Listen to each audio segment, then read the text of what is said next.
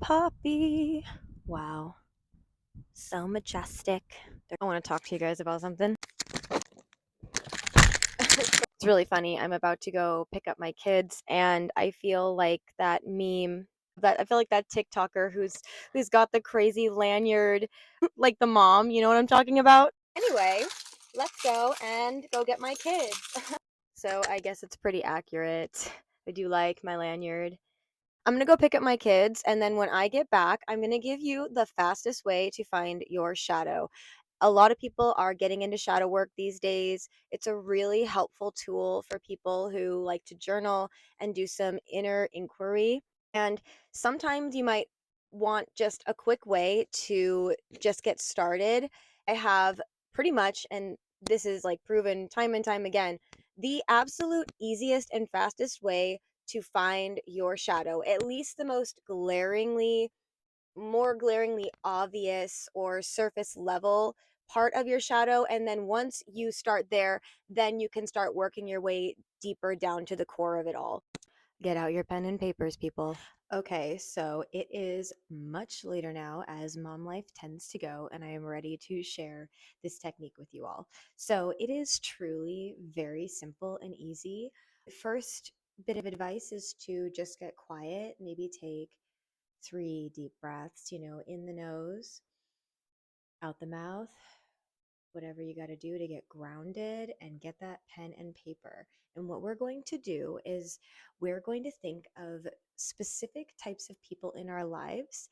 And what this technique does is it exposes the parts of ourself that we have either abandoned, which can be a part of the shadow, or I'll see what I'm talking about. So I'm going to give you 3 examples of people that have elicited a certain specific strong feeling or emotion from me. And then you can do this in your own life where if there is a person in your, yeah, so let's just go. So everybody shut their eyes. Okay. I want you to imagine a person that, and usually it'll come to your mind right away, a person that has really bothered you, something that people do where it doesn't just get you angry in the normal way, where it is extreme reaction from you, a specific pet peeve that you have.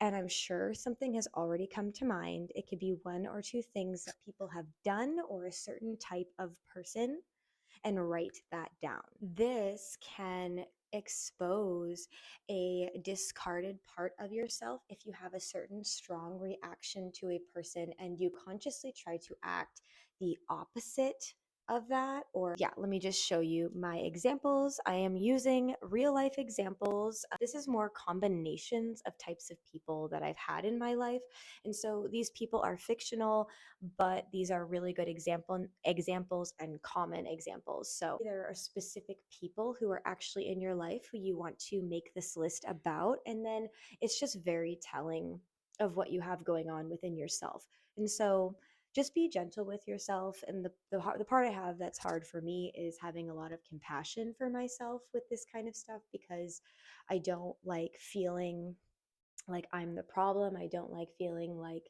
I have done anything toxic or that I have hurt people. But you have to really think about this stuff and be honest, and nobody else has to see it.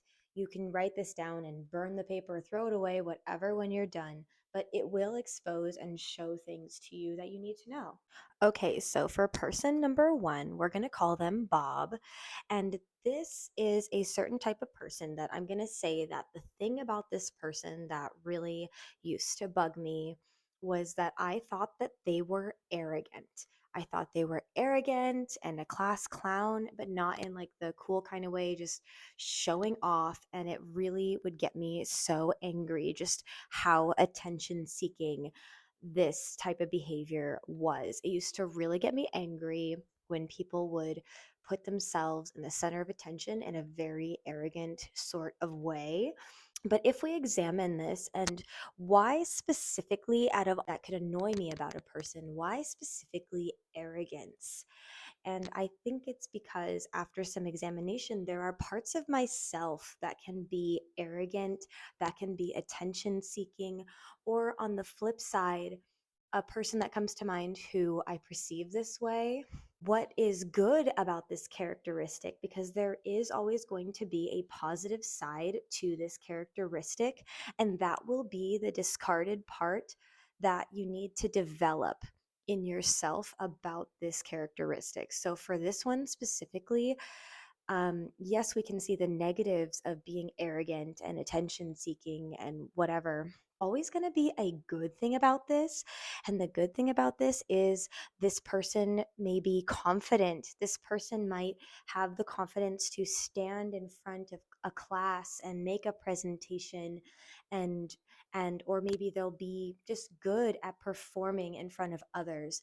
And so for me, when I used to become so triggered by people who would just put themselves in the middle of everything and stand out, it revealed in me that I had a discarded part of myself that wanted to be seen and that wished that I had the ability to be confident and to speak in front of people without that fear.